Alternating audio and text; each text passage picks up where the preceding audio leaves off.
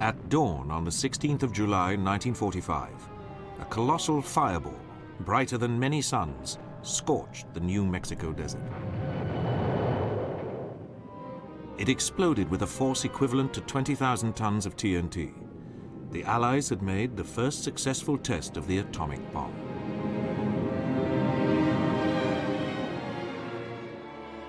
Within a month, 2 atomic bombs devastated Japan. The second, dubbed Fat Man, was dropped on the city of Nagasaki on the 9th of August, inscribed with a message for the Japanese emperor.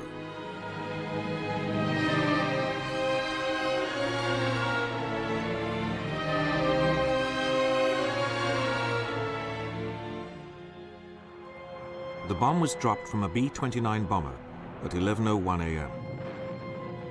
It exploded 1,500 feet above the city, killing about 40,000 people.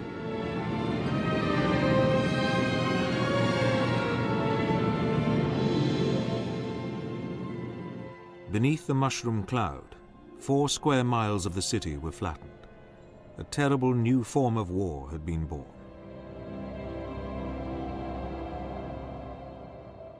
The Allies had won the race with Adolf Hitler to produce an atomic bomb.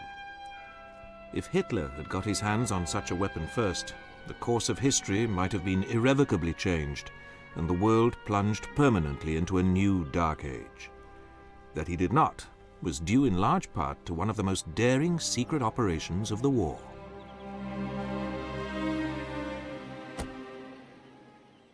Even before the Second World War began, it was known that German scientists at the Kaiser Wilhelm Institute were working on a nuclear project, but precise knowledge of their progress remained agonizingly unclear.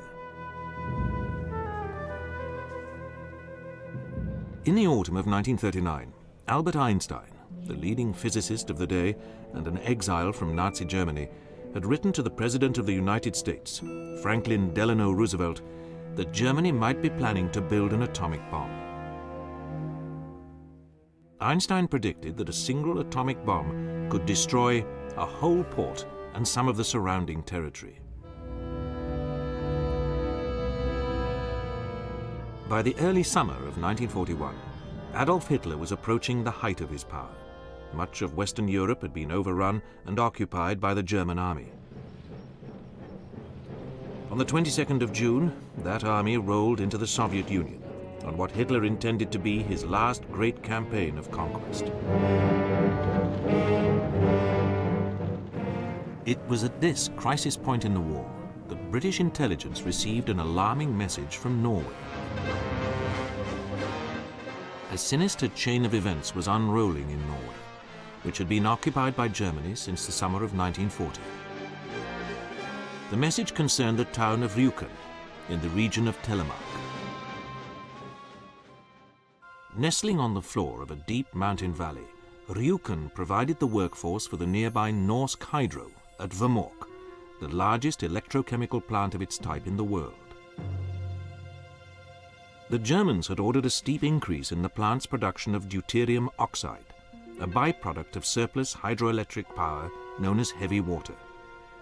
Heavy water could be used as a moderator in the production of uranium-235, which along with plutonium was the essential ingredient of an atomic bomb.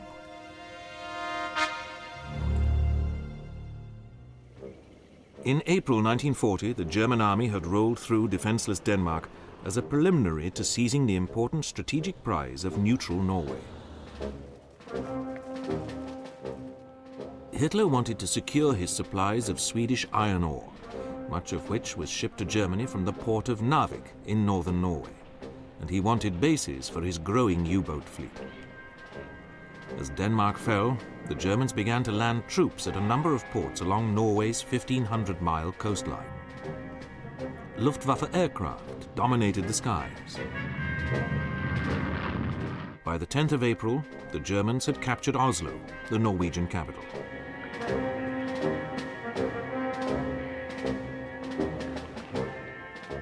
But the German victory was not yet complete. Southern Norway was in German hands, but resistance continued in the north, where the German invasion forces had to be supplied by sea.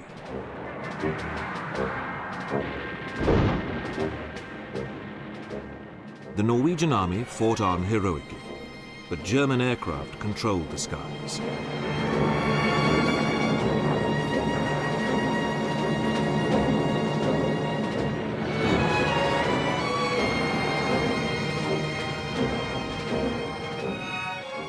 The remnants of the small Norwegian army regrouped as best they could to throw back the landing in the far north at Narvik and block the German advance up the coast.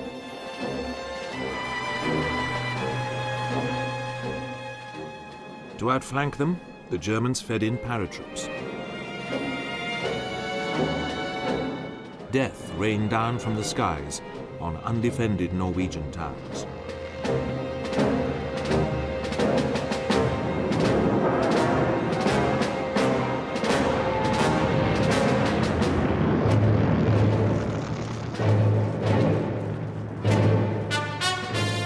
If Norway was to survive, the British and French would have to intervene. The troops were available. They'd been assembled only weeks before as an expeditionary force to help Finland repel a full-scale invasion launched by the Soviet Union. But the Finns had surrendered to the Red Army in March. The Allies would now use the expeditionary force to come to the help of suffering Norway.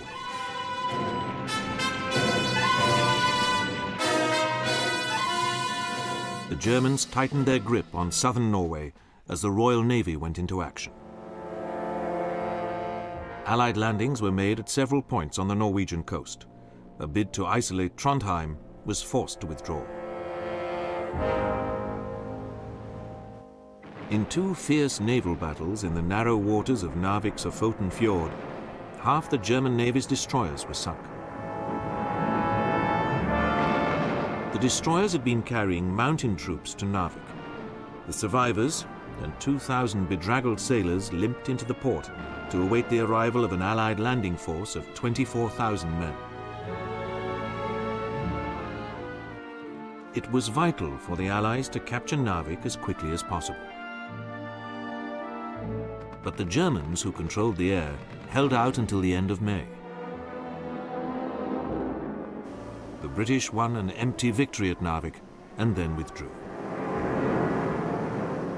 They'd been forced out of Norway and were simultaneously evacuating their expeditionary force from France.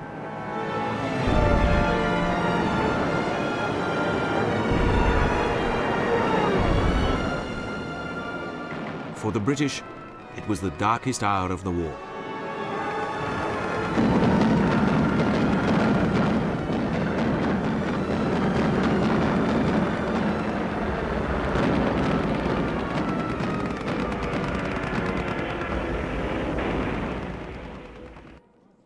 King Haakon of Norway had left with the British to set up a free Norwegian government in London.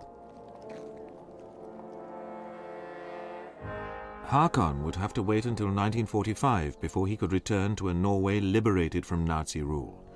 But his presence in Britain provided a focus for resistance and kept hope alive for his occupied country. In Norway itself, the king's position had been usurped by an army officer whose name was to become a synonym for traitor, Major Vidkun Quisling.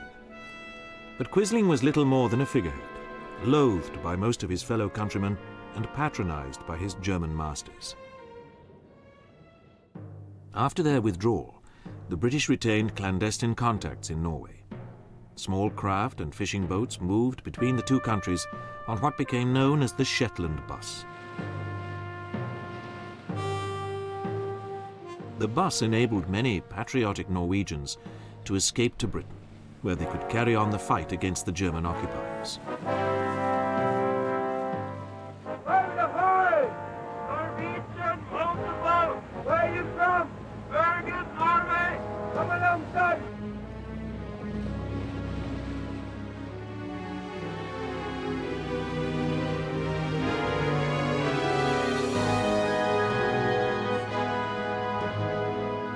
Within Norway, the resistance movement gathered strength. North of Oslo, Norway's rugged terrain offered perfect territory for resistance fighters. But the sparse population and density of German troops meant that all guerrilla activity had to be organized in Britain. As elsewhere in occupied Europe, weapons and explosives could be parachuted in for sabotage.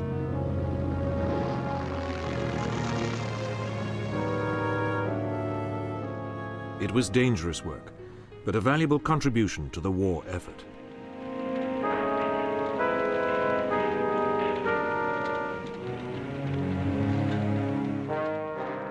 The campaign was mounted against German rail communications.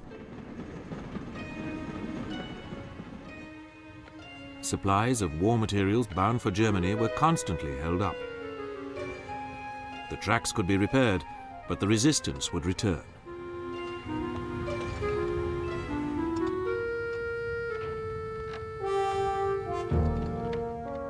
The puppet dictator Quisling was fighting a losing battle. Only a small minority of his fellow countrymen could be persuaded to join the Norwegian Nazi Party.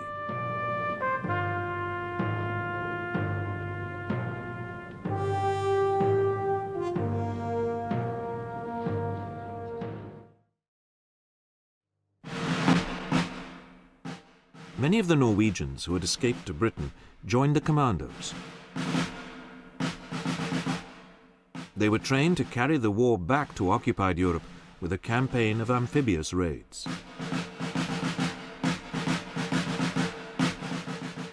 In March 1941, the commandos launched their first major raid against the Lofotens, a group of islands off the Norwegian coast about 120 miles north of the Arctic Circle. The Lofotens were an important source of fish and fish oil for the German economy. On the 4th of March, they were hit by 300 British and 50 Norwegian commandos.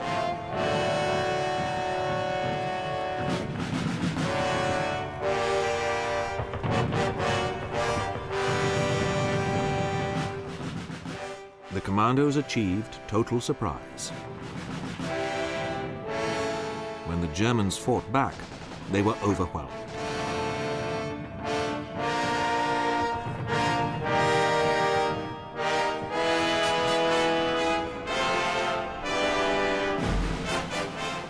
The commandos destroyed the Lofotens factories and nearly 1 million gallons of fish oil. They took 250 prisoners back to Britain and 300 Norwegian volunteers. The commando raids, combined with resistance activity, ensured that 300,000 German troops were tied down in Norway for the rest of the war.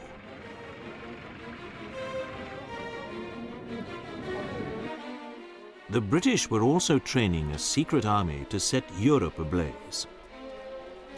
These were the men and women of the Special Operations Executive, or SOE. Their job was to gather intelligence, carry out sabotage, and support resistance movements in occupied Europe. The training was tough. Life in occupied Europe was to be even tougher. The prospect of capture and torture was ever present.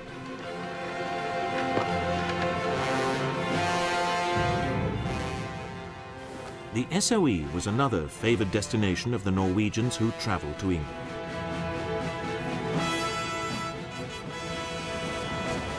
It provided them with the chance to hit back hard at the German occupiers.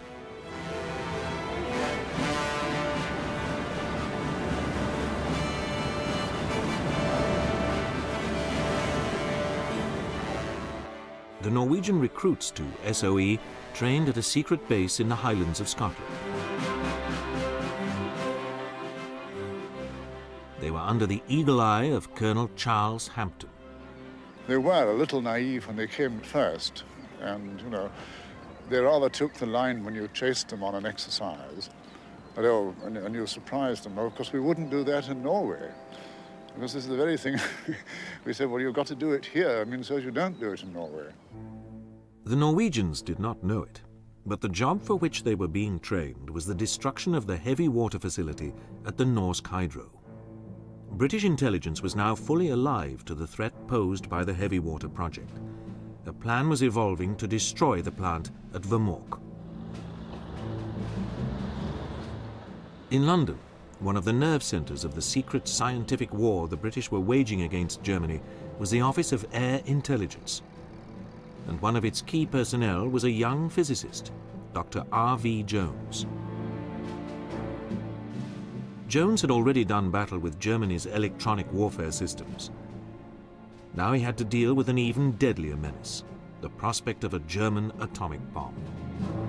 And the very fact the Germans were showing so much interest, and although the chances seemed rather slim that a bomb might be produced before the end of the war, yet nevertheless, as I say, the prize was so great that it was well worth. If they wanted heavy water and were prepared to go to a lot of trouble and get the productions stepped up and so forth, it was very likely to be worth our while to wreck it. The headquarters of SOE's Norwegian section was above the Baker Street tube station in London. The section head was Colonel Jack Wilson. During the summer of 1942, he received orders to parachute into Norway an advance party of 4 SOE men as the first step in the plan to wreck heavy water production at Vemork. The leader of the advance party, codenamed the Swallows, was Sergeant Jens Anton Poulsen, an expert skier and a native of Telemark. We were called into Colonel Wilson's office, I remember, and he gave us the outline of the operation and so on. But the thing I remember is that he told us that if the Germans get hold of the heavy water, or he didn't know what they were using it for, but if they get hold of it, they would be able to blow up the whole of London.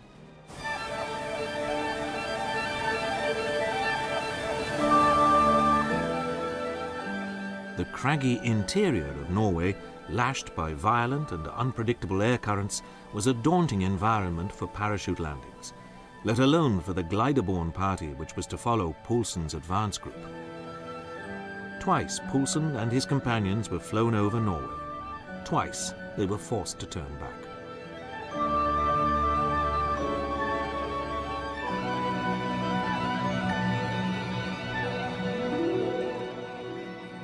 They made it in October 1942, landing on the rugged Hardanger plateau about 100 miles from the Norsk Hydro. It took them 2 days to retrieve their equipment from the scattered parachute containers. Failure to find them would have condemned the advance party to a lingering death. In the next 2 weeks, the Swallows made a grueling trek across the Hardanger plateau to Vemork. On the 9th of November, London received a signal that they were in position near the Norsk Hydro. They were now ready to guide in a glider-borne sabotage party by radio and landing lights. 2 days later, 2 bombers, each towing a glider full of airborne troops, took off for Norway. The bombers were codenamed A for Apple and B for Bertie.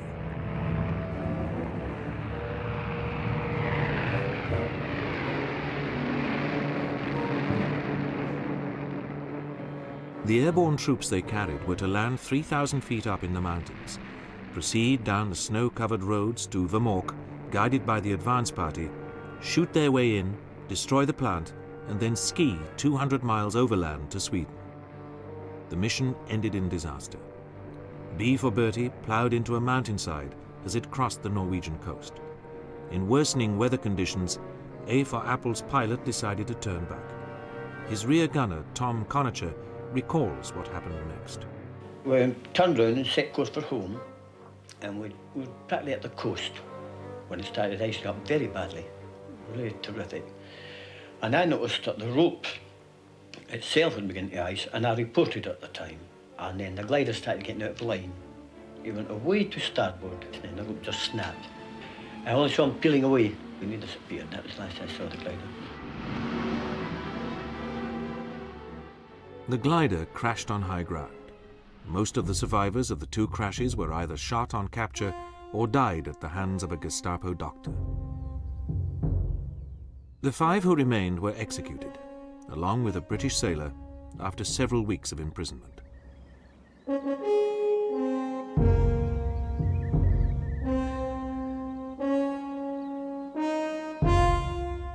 The names of the 6 executed men are commemorated in a war memorial outside Oslo.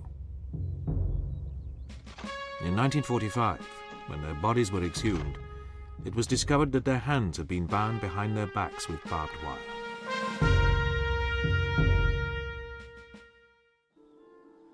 In the wreckage of one of the gliders, the Germans discovered a map of the Telemark region with a red line drawn through Vemork. They immediately launched an inspection of the Norsk Hydro's defenses. SS troops combed the country surrounding the plant. But the Germans then convinced themselves that the real target was a new dam being built nearby. The detachment guarding the Norsk Hydro was not heavily reinforced. The production of heavy water continued.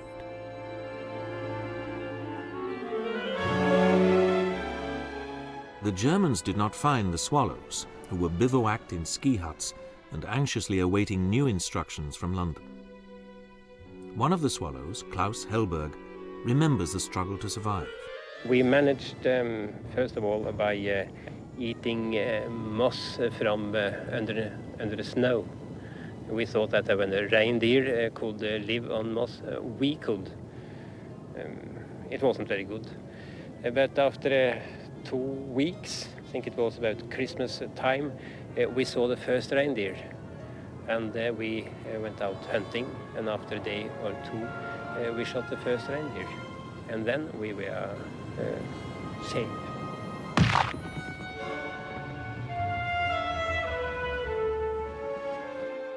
The Swallows had to wait over 3 months before a message from London told them that 6 more Norwegians, led by Joachim Ronneberg, would join them for an attack on the Norsk Hydro, codenamed Operation Gunnerside.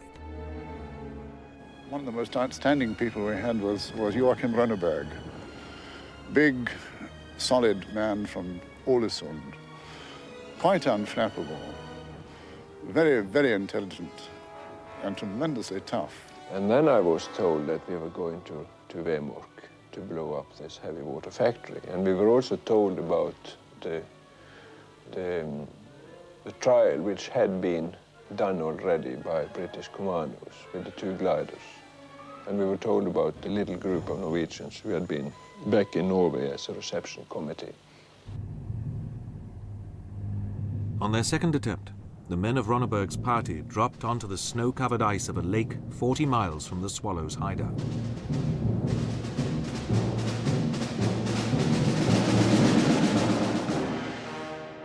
They descended onto the largest, loneliest, and wildest mountain area in northern Europe.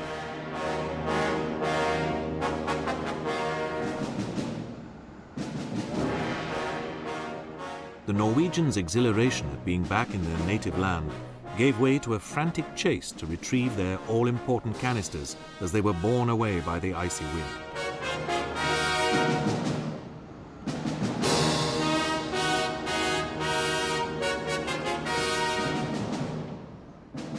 The elements nearly thwarted Operation Gunnerside before it had begun.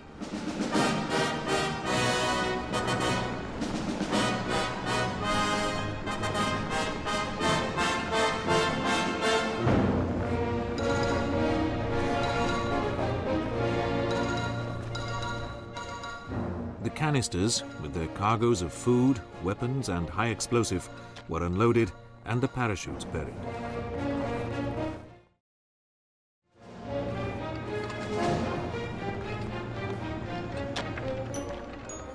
By the time the men moved off, they were feverish from the effects of the drastic change in climate. Soon they were to be caught in a blizzard. For 5 days they sheltered in a hunting lodge.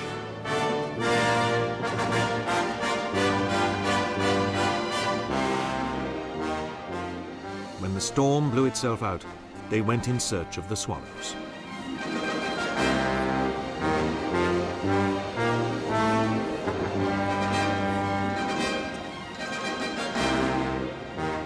They sighted 2 men moving painfully across the landscape. Minutes later, they had made their rendezvous with the exhausted Swallows. The 2 groups had finally met up.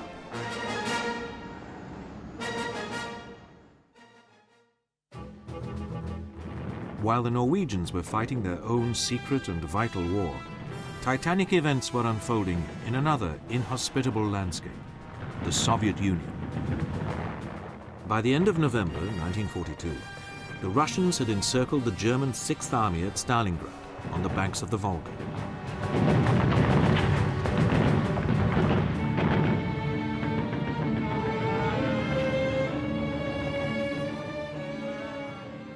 having beaten off a desperate German attempt to relieve 6th Army, the Russians then set about its systematic destruction.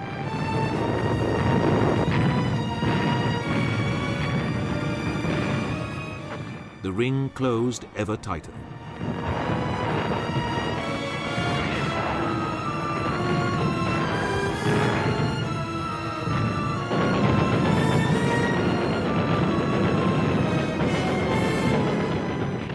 Anticipating a gesture of honorable defiance, Adolf Hitler promoted the commander of 6th Army, Friedrich Paulus, to the rank of Field Marshal. No German Field Marshal had ever surrendered to the enemy. Paulus proved the exception.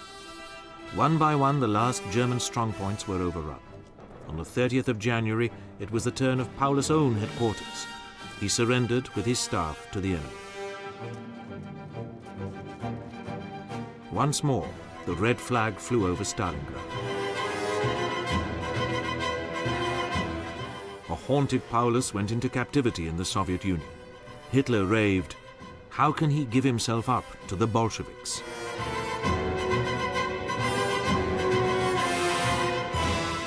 Few of the 100,000 German survivors of the Battle of Stalingrad would see their homeland again. In Moscow, the church bells were rung to mark the first undeniable Soviet victory of the war. Almost simultaneously, in another of the key turning points of the war, the Germans were facing the prospect of a second Stalingrad in North Africa. By the end of February 1943, the Africa Corps had been bottled up in Tunisia by the British and Americans. 2 months of heavy fighting lay ahead, but here too Hitler could see the writing on the wall.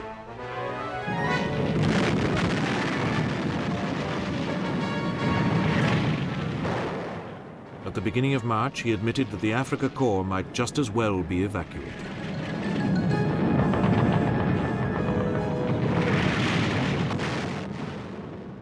Instead, the Führer committed his troops to another Stalingrad on the shores of the Mediterranean.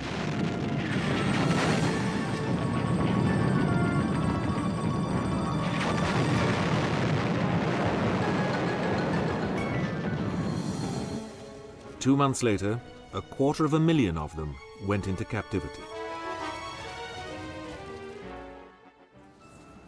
By the 25th of February 1943, the Norwegian SOE party were on the last leg of their approach to Vemork. As they came down off the Hardangervidda plateau, they had the choice of crossing a guarded and floodlit suspension bridge which spanned the gorge below the factory, or going by the gorge itself. The Germans clearly considered it impassable and had concentrated on guarding the bridge. But the Norwegians had studied air photographs of the Platte, which suggested that it could be reached by descending into the ravine, crossing the stream at the bottom, and then climbing up onto a railway line which led into the Norsk Hydro itself. The stream was swollen, the gorge precipitous, but the Norwegians figured that where trees grew, men could go. Nevertheless, before they rejected the bridge, they decided to take a vote. We voted about it, and I think 5 or 6 were for the gorge and the others for the bridge. The 2 officers, they were for the bridge, but we decided to use the gorge. The area behind the plant was heavily mined. The weak chink in the defences was the plant's railway line. The saboteurs' local contacts had informed them that it was not guarded. The guards were housed in a hut inside the Norsk Hydro. Leaving the radio operator behind, the party set out at 8 o'clock on the evening of the 27th of February.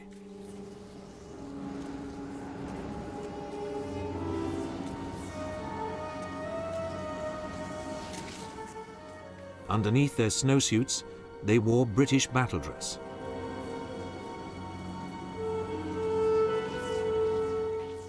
Each of the saboteurs had also been provided with a chilling item for his personal use if he fell into enemy hands.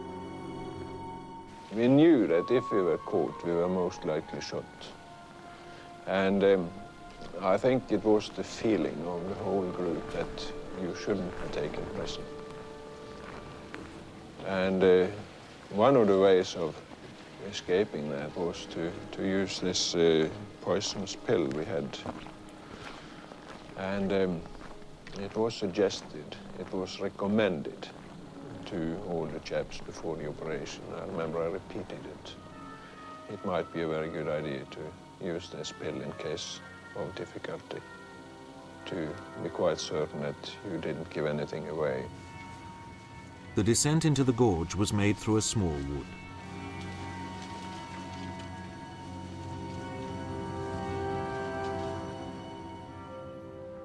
The stream was crossed, and then the men began the climb to the railway line.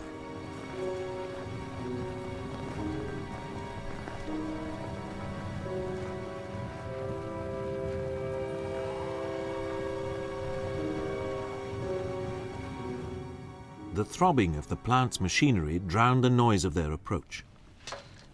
A pair of powerful wire cutters, picked up on a pub crawl in England, were used to enter the Norsk hydro.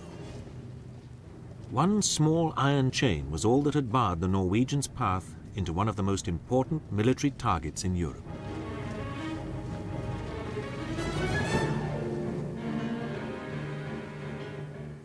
They hit their first problem when they tried to break into the heavy water plant.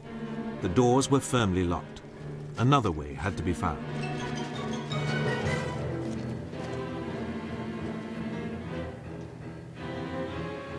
Two of the demolition party found a way in by crawling through a cable intake.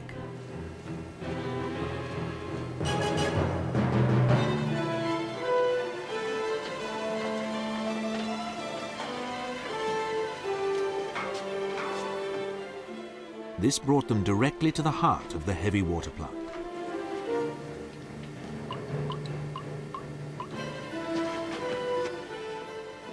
Here they were joined by the other two members of the demolition party, who had gained entry by the less subtle method of smashing a window. The charges were swiftly laid and the fuses set for 2 minutes.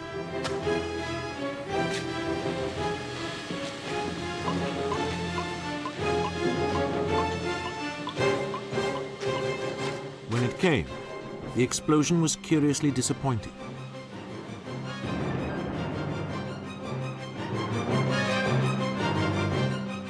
Knut Haukelid, who had been waiting tensely outside the heavy water plant, recalled the moment. The explosion itself was not very loud at all.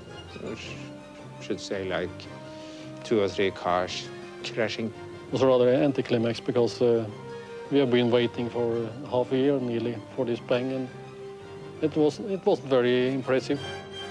As they slipped away, the Norwegians left a Tommy gun in the snow as evidence that this was a raid mounted by British regular forces.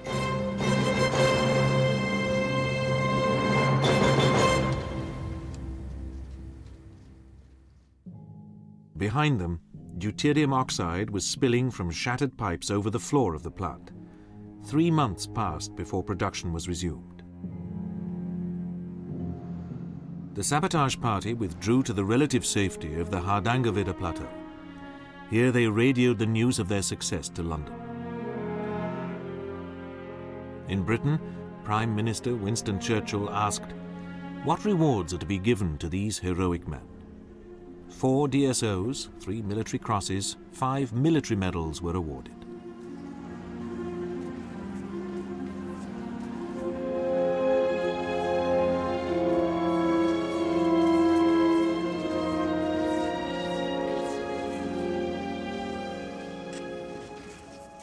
General von Falkenhorst, commander of the German forces occupying Norway, declared that the SOE party had pulled off the best damned coup he had ever seen.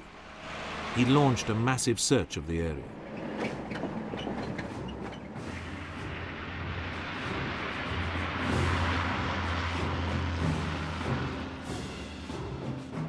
An entire German division descended on the Telemark region.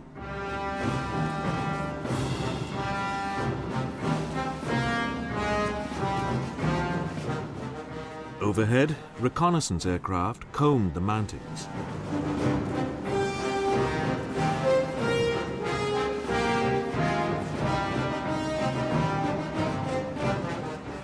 While the Germans searched for the saboteurs, 5 of the 6 Gunnerside party, in full uniform, were skiing towards the border of neutral Sweden. After suffering incredible hardships, they crossed to safety and were flown back to Britain. The remaining saboteurs continued to play tag with their German pursuers. But in their eagerness to find the saboteurs, the Germans had made a basic mistake, as Knut Haukelid recalled, with some irony, over 20 years later.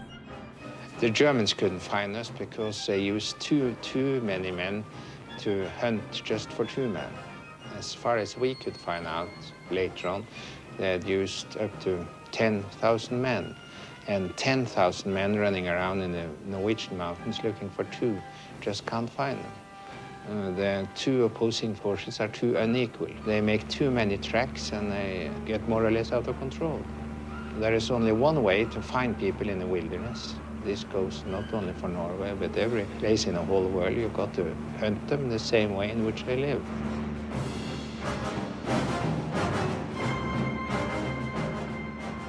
Nevertheless, Klaus Hellberg was surprised in his hideout. I went out as quickly as I could. I took on my skis in a second or 2 and ran away as fast as I could. And the Germans, they hadn't managed to surround me. So it was an open gap I could get through. I was a little, not very scared, but I thought, well, this is the end for me. But in a way, I was glad that we had succeeded at Vemork. And after a while, quarter of an hour maybe, most of the Germans fall behind. So they didn't keep up my speed, except for 2 of them. And they chased me for about 1 hour, maybe 2 hours.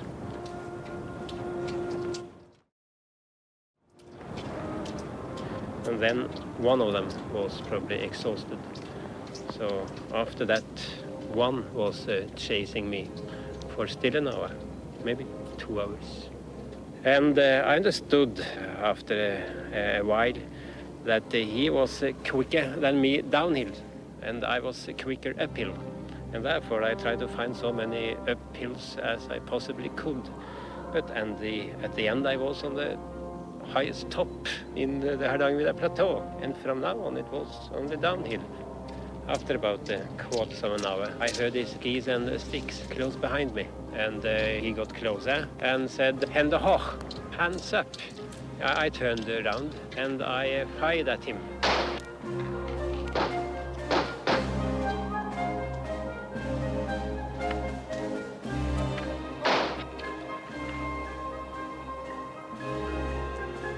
I turned then, and I didn't look around anymore. I ran my way, and then the darkness came, and I felt quite safe. The Germans took their revenge by systematically blowing up the hunters' huts in which the saboteurs had sheltered. But the birds had flown.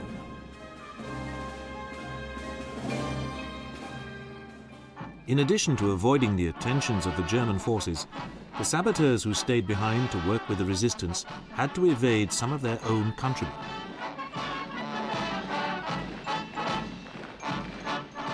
A few thousand collaborators had also become quislings, a decision for which they would pay a heavy price at the end of the war. These people posed a threat not only to the saboteurs, but also to their families and friends. Both the quislings and the resistance were unaware of the critical importance of the secret battle being fought out in their midst. Its success or failure could determine the course of the war and the future of the world.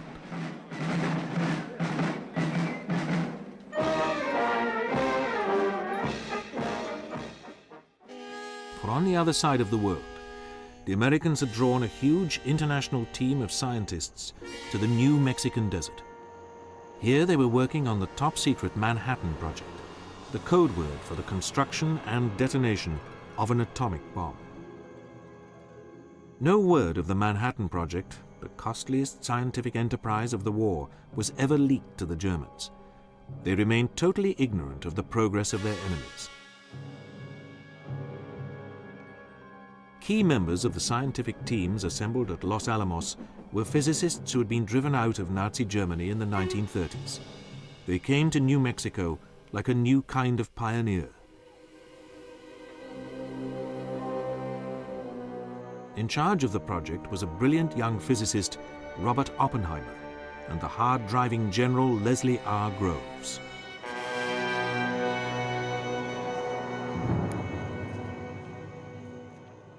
It would eventually cost some $2,000 million to build the bomb.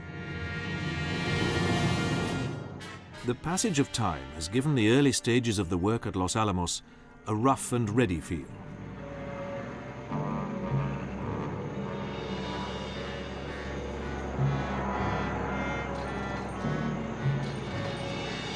But the purpose was deadly enough. News of the SOE attack on the Norsk Hydro was delivered to the people of Norway by their exiled king. But the details of what their explosives had destroyed was left deliberately vague. It was left to the newspapers to speculate.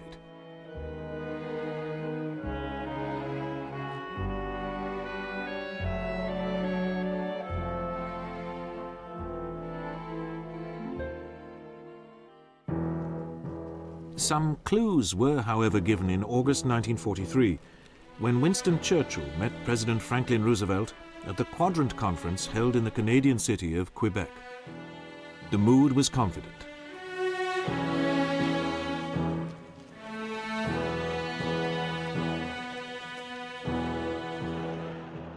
And President Roosevelt issued a veiled threat to the German and Japanese enemy.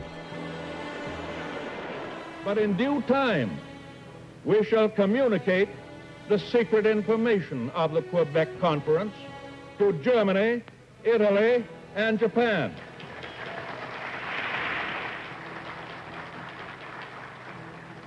We shall communicate this information to our enemies in the only language their twisted minds seem capable of understanding.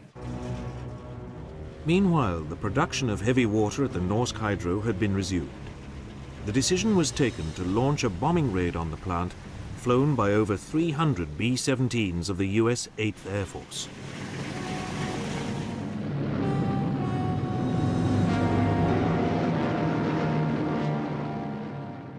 The plan was not universally welcomed. There were fears about loss of life among the plant's Norwegian workforce. The B-17s plastered the target. They badly damaged the Norsk Hydro's power station, but not a single bomb hit the heavy water plant. 22 civilians were killed in the attack. The Germans then hatched a plan, which was reported to Knut Haukeland. There were one man in Rjukan who knew where we were at that time. And he came up and told us that the Germans planned to move the whole production of the heavy water down into Germany. In the aftermath of the raid, the Germans had decided to take their stocks of heavy water by rail from Vemork to Rjukan, and thence to the lakeside port of Mael. The ferry there would take the vital cargo across Lake Tinsio before it resumed its rail journey to the Reich. This was the obvious place to stop the consignment, but if the ferry was sunk, civilians would almost certainly die. We had had quite a lot of telegrams going back and forth from England about this, and it ended up with a definite order to do it. I know for certain that it was taken up in a Norwegian cabinet meeting, and the order was to sink it at any cost. In February 1944, Norsk Hydro's stocks of heavy water set off down the railway to Mael. The train and the surrounding countryside swarmed with German troops. General von Falkenhorst had ordered his commanders to accompany his treasure trove as it rumbled down the track.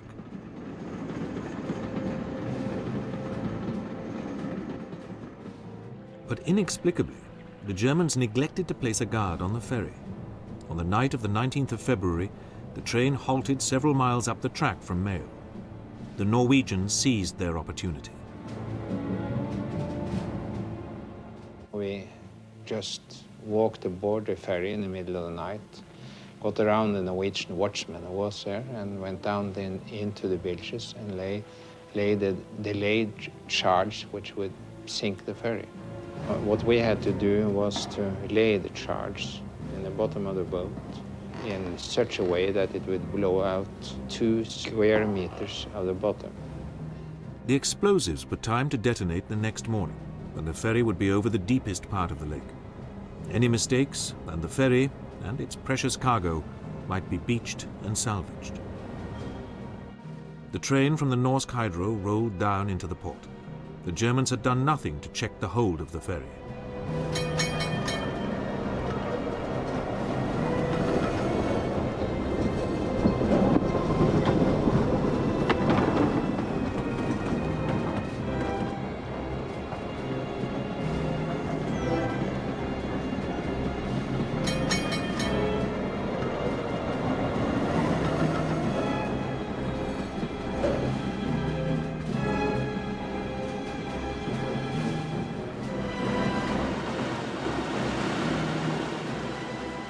There would be civilian passengers on the ferry, some of them known to Haukelid and his fellow saboteurs, but they could do nothing to warn them.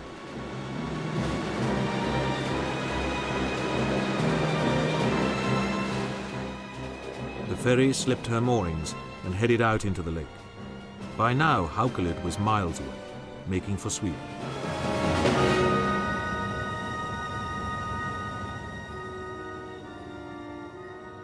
Soon she was at the critical point, where the water was deepest.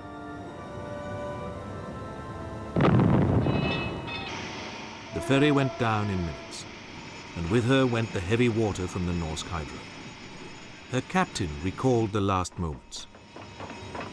The ship started to went over to the port side, and after a few minutes, this ferry was laying flat. I could walk on the ship's side like a floor, and then I got my clothes off and all, but I forgot to take the boots off. And so when she sank, was only 1 meter again, I think, then I jumped in the water. And I swim for about 15 feet from the ship, and I go around and look at the ship, and then she went down. The stern was very high and the propeller was still going around, and then she go down. Knut Haukelid and his men had sounded the death knell for Hitler's atomic bomb.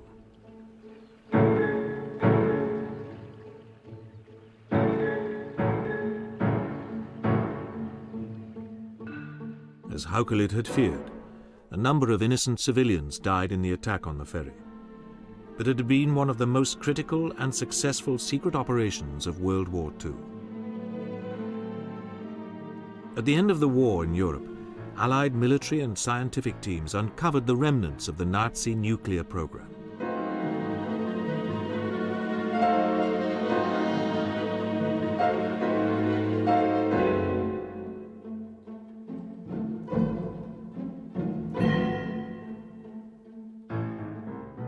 They estimated that the Germans were at least 2 years away from producing an atomic bomb, not least because of the success of the heroes of Telemark.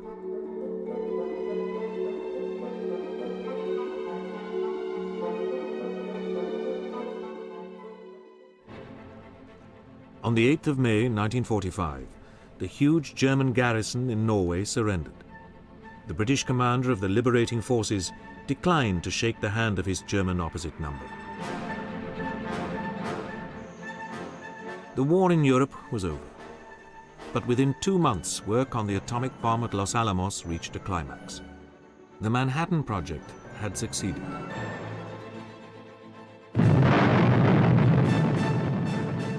The atomic race, which would bring an end to the war in the Far East and raise the curtain on a Cold War in Europe, had been won by the Allies.